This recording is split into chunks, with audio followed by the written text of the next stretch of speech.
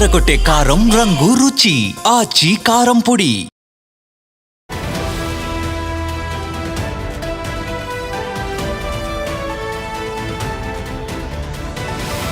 Present ఒక international breaking news చూస్తున్నాం. అయితే మళ్ళీ ఇటు పాకిస్తాన్ ప్రధాని షహబాజ్ షరీఫ్ కొన్ని కీలక కమెంట్స్ చేశారు. ఆయన హేట్రెడ్ టువర్డ్స్ భారతదేశం అనేది ఐక్యరాజ్య సమితి UN సమ్మిట్స్లో క్లియర్గా కనిపిస్తోంది. అయితే ఆయన చేసిన వ్యాఖ్యలు కంప్లీట్గా కూడా కాంట్రడిక్టరీగా కనిపిస్తున్నాయి. ఇక్కడ హిందుత్వవాదం ప్రపంచానికి ఒక టెర్రరిజం లాంటిది అంటూ కూడా ఆయన వ్యాఖ్యానించడం, వైలెన్స్ను, హేట్ స్పీచ్ను ఆయన తప్పుపడుతున్నట్టుగా ఆయన ఓపెనింగ్ స్పీచ్లో చెప్పుకొచ్చారు. అనంతరం కూడా వాటిని కోట్ చేస్తూ హిందుత్వవాదం అనేది వరల్డ్ మొత్తాన్ని కూడా డేంజర్ లో పడేస్తుంది, ప్రపంచం మొత్తాన్ని కూడా డేంజర్ లో పడేస్తున్న ఒక అతి పెద్ద రోగం అంటూ కూడా ఆయన వ్యాఖ్యానించారు. అయితే దీనికి సంబంధించి ప్రెసెంట్ మళ్ళీ పాకిస్తాన్ ఇటు హేట్ స్పీచ్ కు సంబంధించి అలానే వైలెన్స్ కు సంబంధించి మాట్లాడటం ఇప్పుడు యావత్ ప్రపంచాన్ని షాక్ కి గురి చేసింది.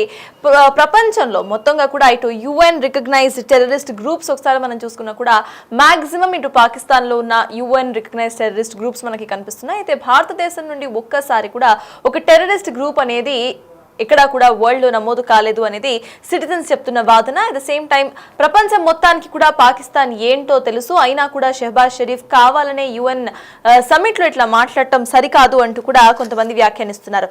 అయితే పాకిస్తాన్ ప్రైమ్ మినిస్టర్ తో పాటు ఇటు అసీం మునీర్ చీఫ్ మార్షల్ వీళ్ళిద్దరూ కూడా 6 ఏళ్ల తర్వాత for the first time white house లోకి ఎంట్రీ ఇచ్చి ట్రంప్ తో కలిశారు. ఇన్ని రోజు అంటే ఇన్నేళ్ళు అంతా కూడా 6 ఏళ్లు మొత్తం కూడా ఒక్కసారి కూడా ఇటు Pakistan prime minister white house కి వెళ్లి అమెరికన్ ప్రెసిడెంట్ ని కలిసిన దాఖలాలు లేవు. కానీ ఈసారి 6 ఏళ్ల తర్వాత వీళ్ళిద్దరూ కూడా కలిసి అమెరికన్ ప్రెసిడెంట్ డొనాల్డ్ ట్రంప్ తో కలిసి మాట్లాడారు. దాదాపు గంట వరకు వీళ్ళ చర్చలు జరిగినట్టుగా తెలుస్తోంది. అయితే ప్రెసెంట్ జరుగుతున్న వరల్డ్ పొలిటికల్ సిచ్యువేషన్స్ ఒకసారి చూసుకుంటే ఇండియా, చైనా, రష్యా మొత్తం కూడా కలిసిపోవడంతో ఇటు పాకిస్తాన్ అండ్ US దగ్గర అవుతున్న సందర్భాలు మనకి పొలిటికల్లీ కనిపిస్తున్నాయి వరల్డ్ పాలిటిక్స్ లో.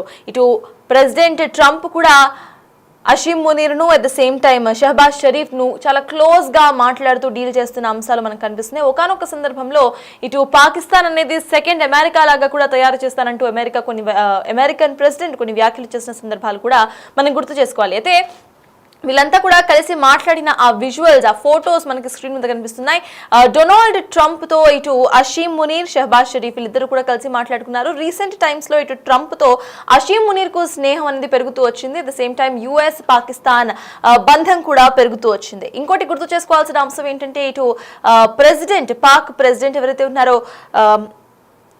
ఆయన షహబాజ్ షరీఫ్ డైరెక్ట్ గా ఇటు UN లోనే ఆయన మాట్లాడుతూ ట్రంప్ కు ఇటు పీస్ అవార్డ్ అనేది ఇవ్వాలి, నోబెల్ పీస్ అవార్డు ఇవ్వాలి. ఎందుకంటే భారత్ పాకిస్తాన్ మధ్య యుద్ధాన్ని ఆపింది ట్రంపే. ఒకవేళ కనుక యుద్ధాన్ని ఆయన ఆపకపోయి ఉంటే యుద్ధం తీవ్రతరం అయ్యేది, పూర్తిగా జరిగేది. కాబట్టి ట్రంప్ కు నోబెల్ ప్రైజ్ ఇవ్వాలి అంటూ కూడా ఇటు షహబాజ్ షరీఫ్ కోట్ చేశారు. అయితే కావాలనే ట్రంప్ కళ్ళల్లో ఒక పాజిటివ్ నోట్ ను క్రియేట్ చేసుకోవాలి అంటూ కూడా ఈ కమెంట్స్ చేసినట్టుగా తెలుస్తోంది. ఎందుకంటే ట్రంప్ సైడ్ నుండి నోబెల్ ప్రైజ్ కోసం ఆయన ఎంతలా ట్రై చేస్తున్నారు అన్నది ప్రపంచం మొత్తానికి తెలిసిన అంశం.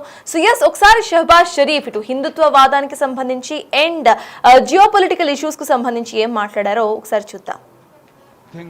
Truly he is a man of peace. For peace helped avert a more threatening war in South Asia. Had he not intervened timely and decisively, the consequences of a full-fledged war would have been catastrophic. Who would have lived to tell what happened? And therefore, in recognition of President Trump's wonderful and outstanding contribution to promote peace in our part of the world, Pakistan nominated him for Nobel Peace Prize. And I think this is the least we could do for his love for peace. And I think truly he's a man of peace. Ladies and gentlemen, we're also grateful to our friends and partners.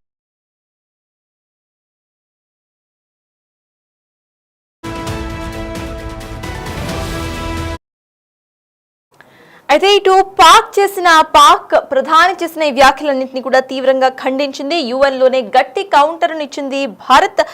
తీవ్రవాదం పుట్టిందే పాకిస్తాన్ లో అంటూ కూడా counter ఇచ్చే ప్రయత్నం చేసింది. తీవ్రవాదాన్ని పెంచి పోషిస్తున్న పాకిస్తాన్ ఇటువంటి కమెంట్స్ చేయడం హాస్యాస్పదం అంటూ కూడా భారత్ గట్టి కౌంటరే ఇచ్చింది యుఎన్ సమావేశాల్లో.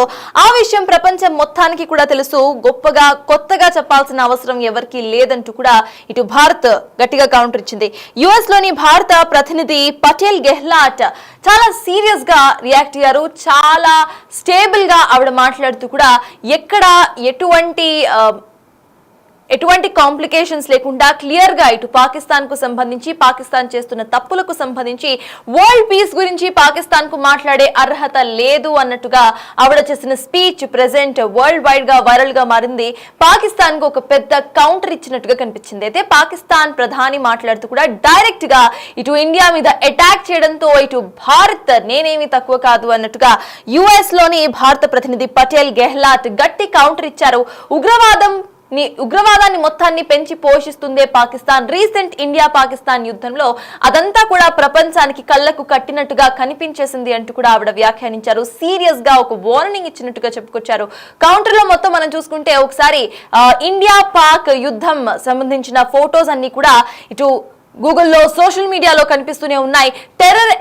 టెర్రరిస్ట్ గ్రూప్స్ మీద మాత్రమే ఇటు అటాక్స్ అనేవి భారతదేశం జరిపింది, కానీ పాకిస్తాన్ అమాయక ప్రజలను కావాలని పొట్టున పెట్టుకుంది అనే కోణంలో కూడా ఇటు ఆవిడ వ్యాఖ్యానించారు. అయితే టెర్రరిస్ట్ అటాక్స్ గురైన అనంతరం కూడా టెర్రరిస్టులను పోలీసులు, ఆర్మీ చీఫ్లతో అక్కడ కావాలని బందోబస్తును ఏర్పాటు చేసి మరి వాళ్ళందరికీ కూడా అంతిమ కార్యక్రమాలు జరిపిన విజువల్స్ కూడా శాటిలైట్ ఇమేజెస్ అనేవి గూగుల్ ఫోటోస్ లో ఉన్నాయి.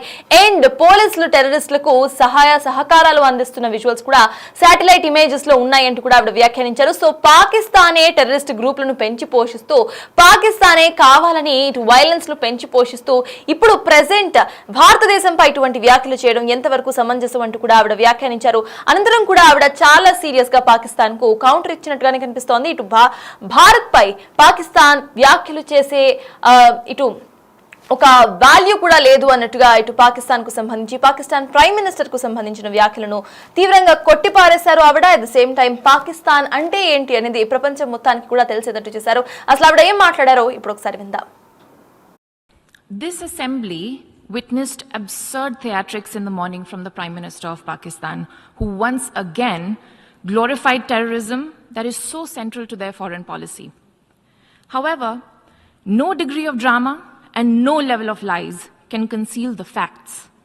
This is the very same Pakistan which, at the UN Security Council on 25th April 2025, shielded the resistance front, a Pakistani-sponsored terror outfit, from the responsibility of carrying out the barbaric massacre of tourists in the Indian Union territory of Jammu and Kashmir. Mr. President, a country long steeped in the tradition of deploying and exporting terrorism has no shame in advancing the most ludicrous narratives to that end. Let us recall that it sheltered Osama bin Laden for a decade, even while pretending to partner in the war against terrorism. Its ministers have just recently acknowledged that they have been operating terrorist camps for decades. It should come as no surprise that once again this duplicity continues, this time at the level of its Prime Minister.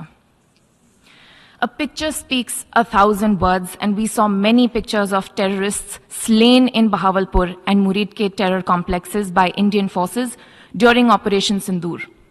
When senior Pakistani military and civilian officials publicly glorify and pay homage to such notorious terrorists, can there be any doubt about the proclivities of this regime? The Prime Minister of Pakistan also advanced a bizarre account of the recent conflict with India. The record on this matter is clear. Till 9th May, Pakistan was threatening more attacks on India. But on 10th May, its military pleaded with us directly for a cessation to the fighting. The intervening event was the destruction caused to multiple Pakistani air bases by Indian forces. The pictures of that damage are, of course, publicly accessible. If destroyed runways and burnt out hangars look like victory, as the Prime Minister claimed, Pakistan is welcome to enjoy it. The truth is that, as in the past, Pakistan is responsible for a terrorist attack on innocent civilians in India. We have exercised the right to defend our people against such actions and have brought the organizers and perpetrators to justice. The Pakistani Prime Minister has spoken about wanting peace with India. If he is indeed sincere, the pathway is clear. Pakistan must immediately shut down all terrorist camps and hand over to us terrorists wanted in India. It is also ironic that a country which wallows in hate, bigotry, and intolerance should preach to this assembly on matters of faith. The political and public discourse of Pakistan reflects its true nature. Clearly, a look by them at the mirror is long overdue. Mr. President, India and Pakistan have long agreed that any outstanding issue between them will be addressed bilaterally. There is no room for any third party in that regard. This is our long-standing national position. Where terrorism is concerned, we are making it clear that there will be no distinction between the terrorists and their sponsors. Both will be held accountable. Nor will we allow terrorism to be practiced under the cover of a nuclear blackmail. India will never bow to such threats. India's message to the world is clear. There must be zero tolerance for terrorism. I thank you, Mr. President. So విన్నారు కదా, ఇది భారత్ చేసిన counter. అయితే భారత్ పై ఇటు పాకిస్తాన్ ప్రధాని కొన్ని తీవ్ర comments చేశారు. వేటికి కూడా అంటే బేస్లెస్ కమెంట్స్ అంటూ కొట్టిపారేస్తుంది వరల్డ్ మొత్తం కూడా. అయితే వైలెన్స్ ను టెర్రరిస్టులు పెంచి పోషిస్తున్న పాకిస్తాన్ ఇటువంటి వ్యాఖ్యలు చేయటం హాస్యాస్పదం అంటూ కూడా భారత్ UN లోనే డైరెక్ట్ గా కౌంటర్ అటాక్ చేసిందని చెప్పుకోవాలి. అయితే భారత్ కౌంటర్ అటాక్స్ లో చాలా క్లియర్ స్టేట్మెంట్స్ ను పాస్ చేశారు. అక్కడ క్లియర్ గా కూడా ఇటు ఇండియా పాక్ యుద్ధం టైంలో శాటిలైట్ ఇమేజెస్ అన్ని కూడా ఇటు గూగుల్లో క్లియర్ గా కనిపిస్తున్నాయి. వాటన్నిటిని కూడా రీవెరిఫై చేసుకోవచ్చు. టెర్రరిస్ట్ హౌసెస్ ను టెర్రరిస్టులను కాపాడుకుంటూ వచ్చిన పాకిస్తాన్ ప్రభుత్వం యొక్క పాకిస్తాన్ పోలీసులను మీరు క్లియర్ గా ఫోటోస్ లో చూడొచ్చు అనే కోడ్స్ క్లియర్ గా కనిపిస్తున్నాయి నెటిజన్స్ ద్వారా కూడా. అయితే పాకిస్తాన్ ఇటువంటి కమెంట్స్ చేయడం వెనుక అంతర్యం ఏంటి అనేది కూడా ఇప్పుడు చర్చనీయాంశంగా మారింది. ఎందుకంటే పాకిస్తాన్ రీసెంట్ టైమ్స్ లో ఇటు US ప్రెసిడెంట్ డొనాల్డ్ ట్రంప్ తో చాలా క్లోజ్ రిలేషన్స్ ని మెయింటైన్ చేస్తుంది. ఇటు జియో పొలిటికల్ ఇష్యూస్ అన్ని కూడా ప్రెసెంట్ మారిపోతున్న సందర్భంలో ఇటు ఇండియా, చైనా, రష్యా ఒక సైడ్ ఉండటం, పాకిస్తాన్ US తో కలవటం అనేది ఇప్పుడు చర్చకు దారితీస్తోంది. అయితే US అండదండలతోనే పాకిస్తాన్ ప్రైమ్ మినిస్టర్ ఇటువంటి వ్యాఖ్యలు చేశారు, కావాలనే ఎగిరెగిరి పడుతున్నారు అంటూ కూడా చాలా మంది కమెంట్స్ చేస్తున్నారు.